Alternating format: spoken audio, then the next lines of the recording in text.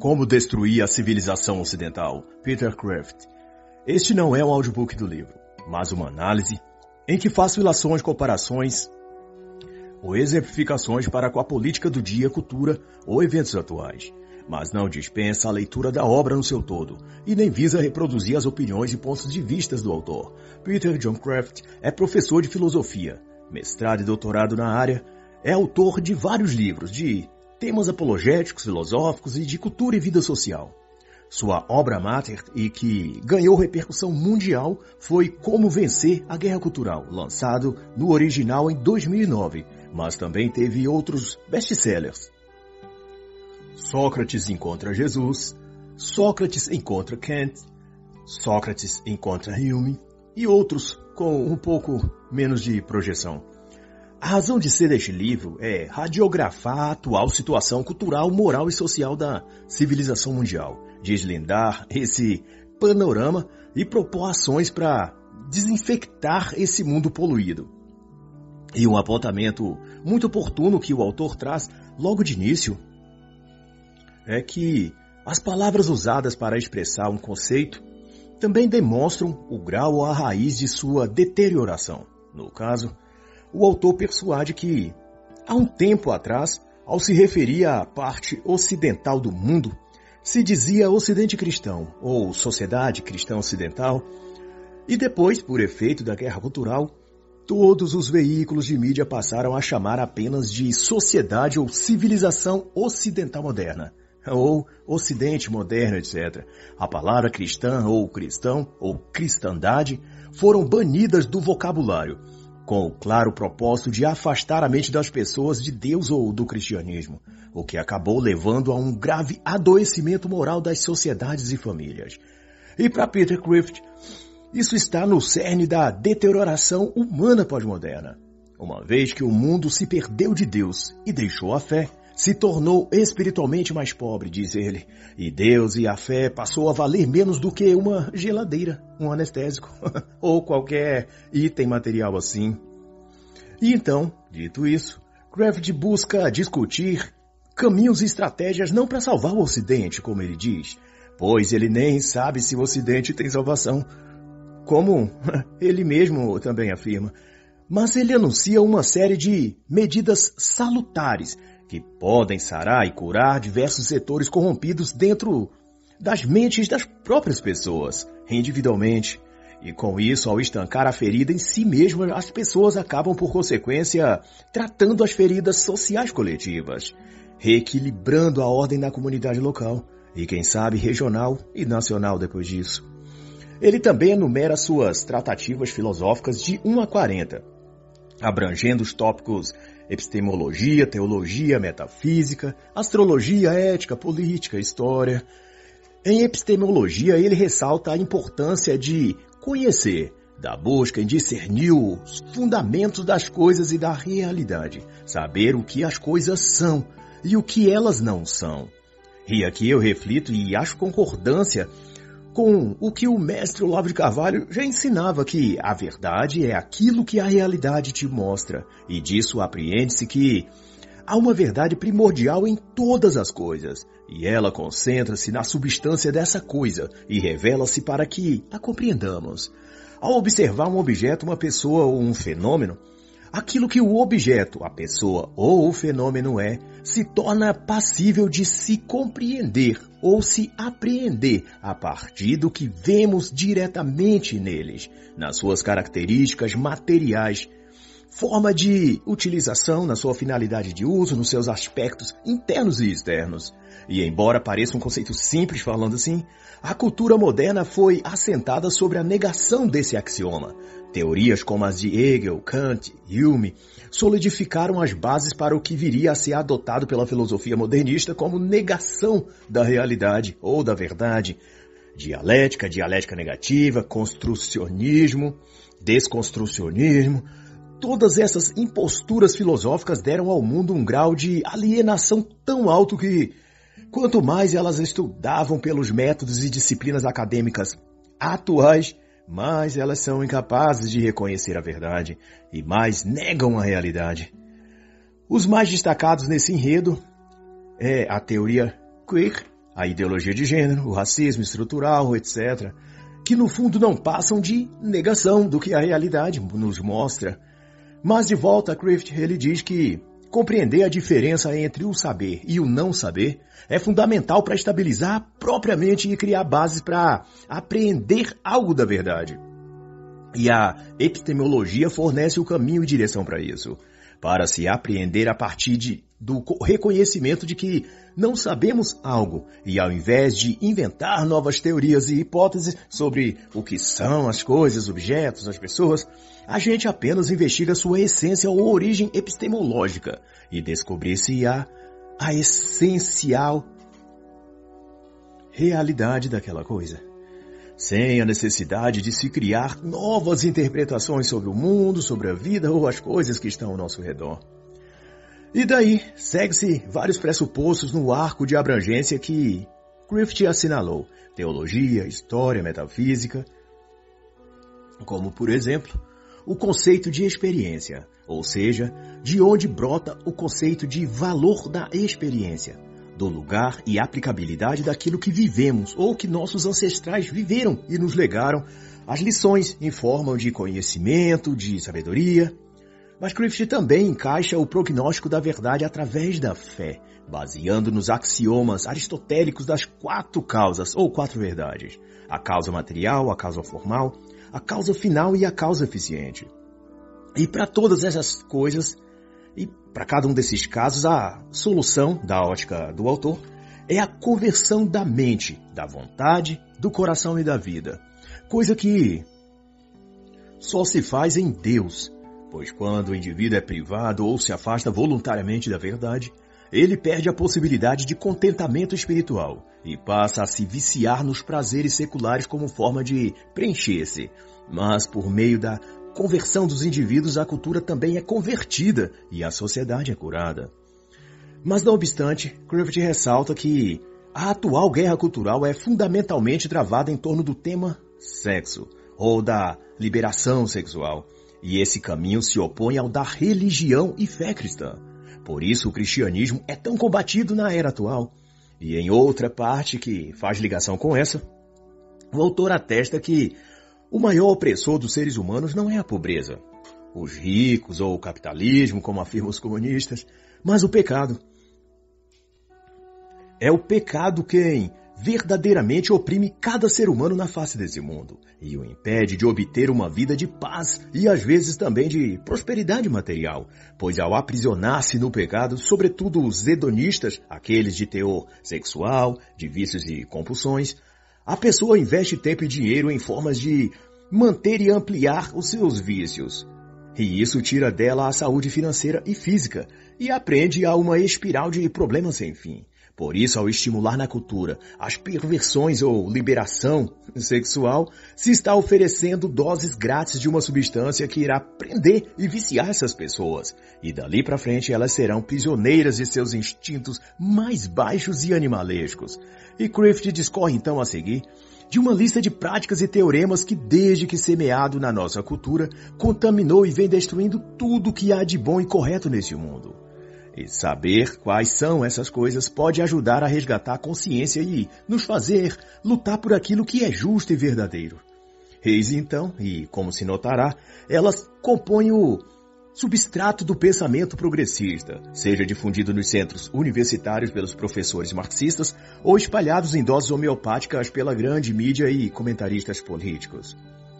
A ideia de que pessoas discriminadas não discriminam, ou seja, quaisquer das minorias supostamente sofredoras de racismo, discriminação ou preconceito não pode repercutir nenhuma dessas coisas porque são perpétuas vítimas. Assim, só brancos cometem racismo, só ricos praticam preconceito social e assim por diante. E isso dá um salvo-conduto prévio para que integrantes desses grupos minoritários, assim chamados, cometam todo tipo de mal que quiser. E terá a absolvição da mídia e da opinião pública que justificará seus atos hediondos dizendo se tratar de justiça e reparação histórica, sempre um termo inventado, insuflado, com um significado que bem quiser para defender o erro e apoiar o mal. Outro desses venenos ideológicos espalhados sobre a civilização ocidental é proibir coisas é proibido. Não se pode dizer não. Essa falácia, na realidade, já está tão diluída no senso comum da sociedade que as pessoas nem percebem mais sua influência negativa e equivocada. Mas fato é que os pais se tornaram mais permissivos e viraram servos de seus filhos. Os maridos assumiram o papel de capacho das esposas e tudo na sociedade está invertido, justamente por ação desse princípio de que não se deve proibir, de que não se deve dizer não. Essa presunção de liberdade extrema penetrou até mesmo no sistema educacional, passando a determinar que o aluno aprende por si mesmo, que não se deve forçar o aprendizado, que cada um tem o seu tempo e, se deixado livre, a criança mesma construirá seu saber. A longo prazo, no entanto, isso forma analfabetos funcionais, sem dúvida. Indivíduos a nível universitário, mas que não sabem realizar as operações básicas da matemática, e nem sabem ler corretamente, nem escrever com coerência, e menos ainda entender e interpretar o que lê. Dizer sim para tudo é destruir todas as chances que uma pessoa possa ter para amadurecer na vida e abrir na própria vida dela as portas para a arrogância, o despreparo e a revolta permanente. É isso que acontece. E outra, também nociva e tóxica falácia, e muito consolidada em diversos meios, é a de que não existe verdade. Esse é um mal tão grave que contamina até determinados círculos religiosos, que supostamente deveriam ser os guardiões da verdade revelada em Cristo nos Evangelhos. A ideia de que a verdade não existe ancora-se nos princípios do relativismo que tanto predominou nas teses da escola de Frankfurt e perpassa desde aspectos filosóficos quanto às condutas típicas morais. A defesa que fazem seus adeptos é de que tudo é relativo e bem e mal são apenas lados opostos, mas necessários de uma mesma coisa. Logo, para apreender o equilíbrio das coisas, aliás, é necessário experimentar ambos os lados. Mergulhar nos dois polos e tirar o máximo de aprendizado que puder, tanto da luz quanto das trevas. Mas na prática, se você pisar na lama e depois entrar numa piscina de água pura, a água fica contaminada e não servirá para outro banho. E assim segue diversas outras afetações que contaminam as mentes e corações e manipulam a forma de ver e pensar das pessoas. E todas elas vindas de fontes marxistas e globalistas. E passando então a falar sobre a lógica simbólica, ou sobre os efeitos social e moral e sexual dela, melhor dizendo, o autor interpõe o seguinte argumento, que as pessoas podem perdoar quem está errado, mas jamais quem está certo. E isso ilustra bem porque políticos corruptos são perdoados e reeleitos, ao passo que outros decentes ou interessados no bem da população são rechaçados e traídos por seus próprios companheiros de partido, o que se aplica em vários outros âmbitos, familiar, em relacionamento conjugal, etc. Por exemplo, o marido ou namorado mais dedicado e bondoso à sua companheira tende a ser desprezado e dispensado. Os pais mais dedicados são regularmente maltratados pelos filhos e daí por diante.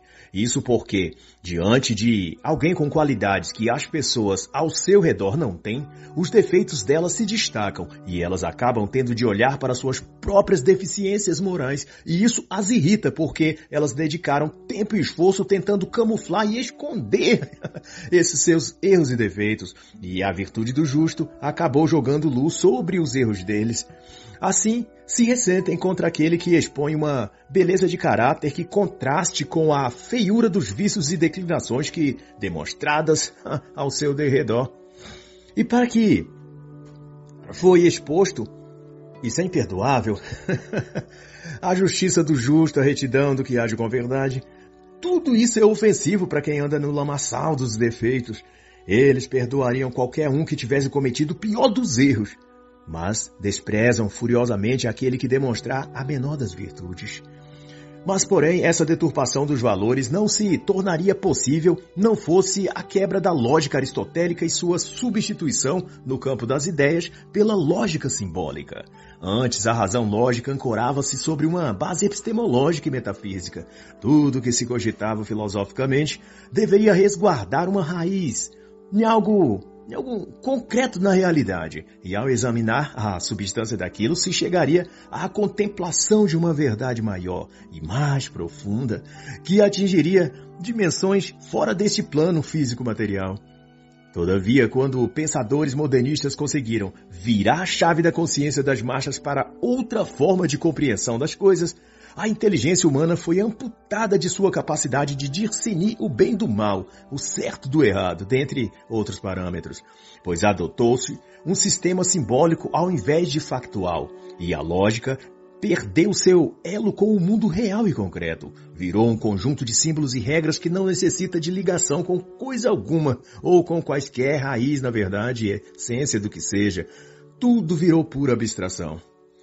E tal vão as coisas que vamos nos adaptando a falar e a pensar abstratamente também, sem concatenar o que falamos e o que pensamos às coisas da realidade. E na ausência de coerência e base no que pensar e falar, acabamos nos apegando aos sentimentos para retratar a verdade de uma coisa. Isto é, o que passa a valer como verdade não é algo de concreto no mundo material, mas o que cada pessoa sente sobre isso ou sobre aquilo. A lógica simbólica nega a substância real das coisas e apela para formas e aparências, ignorando ou rejeitando a essência e natureza do ser. Em consequência, imiscuindo em ensinos acadêmicos desconstrutivistas e em engenharia social, midiática, toda essa coisa. Essa teoria renegou tudo o que era basilar e fundamental para o equilíbrio e manutenção social. E as principais vítimas disso, claro, foram a ética, a moral, a moderação nas condutas em geral.